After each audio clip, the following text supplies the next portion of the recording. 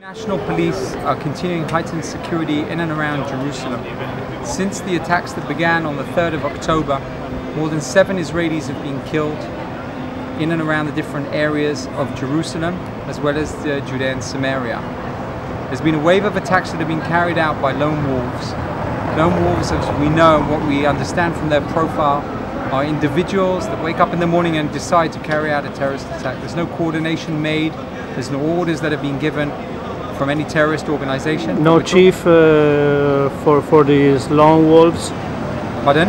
No chief, I mean no coordination, no headquarter, no... No, what we see and what we've experienced, unfortunately, is those terrorist attacks that have been taking place by individuals that have got up in the morning and decided, instead of going to work or going to the hospital, or instead of going to their regular houses in and around the old city, that carried out attacks. They know they're not going to come home.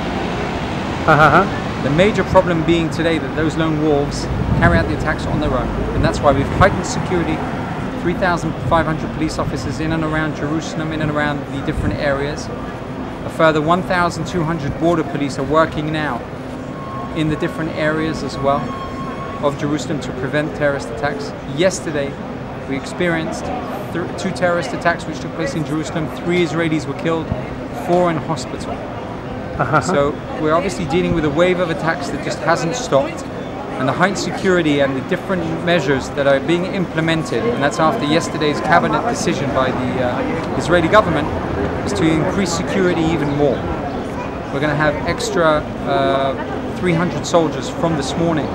We're now working under the command of the Israeli National Police, and there's been roadblocks that have been set up in and around the different Israeli Arab neighborhoods in order to make sure that we can find and prevent those potential terrorists from coming inside the old city.